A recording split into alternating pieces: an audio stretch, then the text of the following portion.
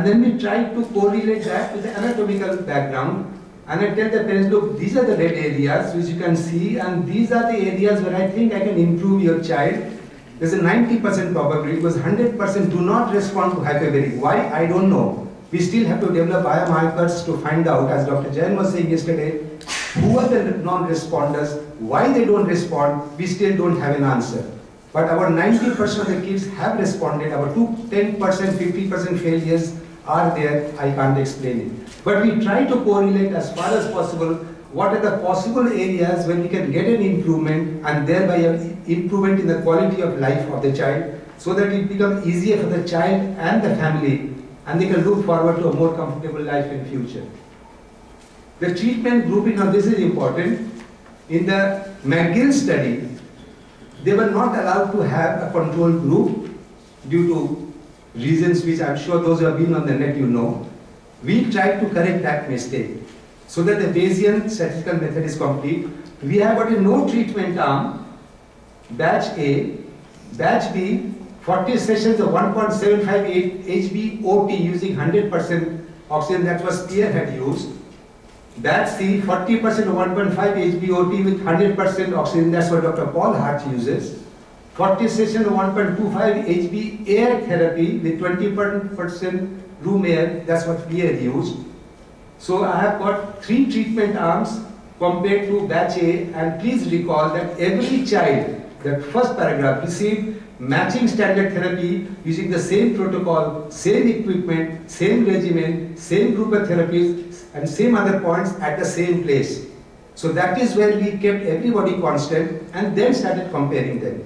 The data analysis is inspired by the Bayesian methodology where the control group show the outcome of long-term no therapy and the 3 hyperbarics do the effect of hyperbaric therapy.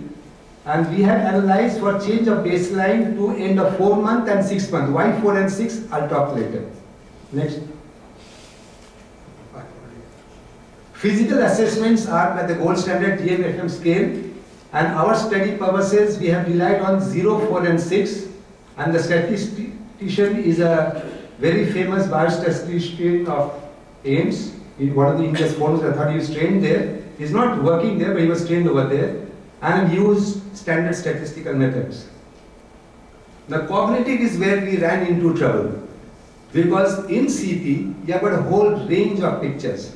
We'll have kids with cognitive ability but physical inability. We have kids with cognitive non-ability but physical ability, or a mixture of the two. So what we wanted to evolve was a scale, not diagnostic, but which could give me prognosis over time using parameters where the influence of the therapist would be the minimum, which I'll try to show you. So we are trying to develop a scale which you have received in your printouts so that I can get serial change, so that this can give me a guide. Whatever therapy I am doing, is it helping the child? So every functional impairment and its improvement in management depends a lot on 3 factors. 1, degree of brain repair, neuroplasticity, induced cell activity by HBOT, HBAT, and neuroendocrine changes which Dr. Jain talked about yesterday. Number 2, the therapist's skill and perseverance on a long-term basis, which has got a very big influence. And that's the sheet anchor of therapy of CP, I maintain that. And third, the motivational level of the child and the parents. How hard did they work? So what we did is, from a long experience and parameters from recognized scales, we developed a 19 parameter scale. We chose parameters with relatively, please mark, relatively less influence by factors 2 and 3 and assessed them at 0 to 4, 6 months. We have also got some 8-month data. Each parameter was graded into 5 levels. Now if you contract with the Vineland scale, the Vineland scale has got 3 parameters: cannot do, sometimes does, always does. Now we don't use it because with the level of kids we have, they'll always be sometimes does. They don't go to always does. I mean, a few do, but majority will always remain in grade 1, so that doesn't help me. I want something more. So we have divided the parameters as 1, 0 means that marker has not been assessed because it's a computerized data, so we kept 0 as the null value. If a parameter is 0, that means the therapist did not test it for some reason or other. One means the child just cannot do. Two, he can perform after repeated verbal prompts and some assistance by the therapist. Three, he can perform with verbal prompts and only gestures, no touching the child. Four, therapist does not, he is just giving an order, the child is following. Fifth, child is doing it spontaneously just like any other child.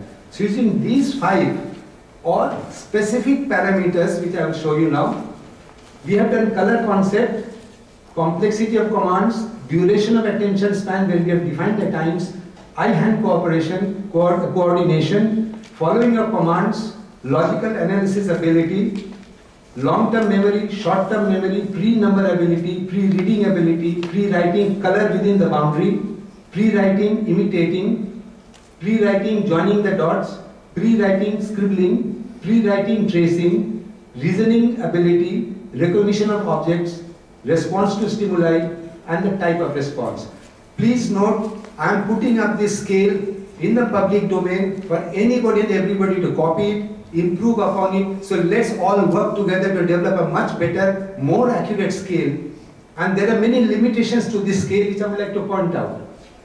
This scale, the cognitive value of this scale is limited to 1 to 5 years of mental age only. That's the parameters we have taken.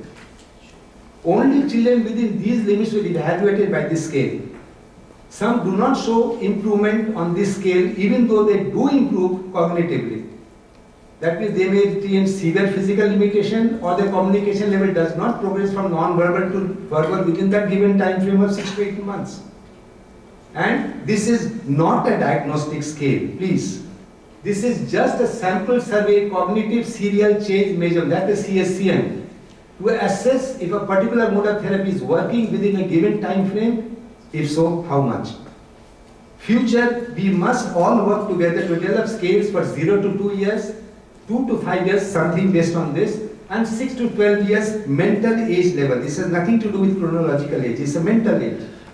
Fortunately, in our series of 150 odd cases, most of the children are in the 2 to 5 years mental age level. Now, what is standard therapy as we say? For us, standard therapy means this is the therapy recommended by all medical colleges all over the world which must be mandatorily given to every child. So we give 6 days a week, one-to-one basis, half an hour each daily of physiotherapy to prepare the body, relax spasticity, mobilize weak joints, strengthen weaker muscles. Occupational therapy to train how to use the body properly, including sensory integration therapy. Special education to train activities of daily living and behavioral issues, including applied behavior analysis where applicable. Speech therapy is not speech, it is to train oromotor activities, sucking, swallowing, blowing, chewing, all of that, and then communication if possible. At the level of children, we are getting ADL is primary importance and the oromotor takes precedence over actual speech. Follow up at 0 to 4 and 6 months. Later we have added an 8 months because we do not have data across the board on 8, so I will not be talking on 8 months.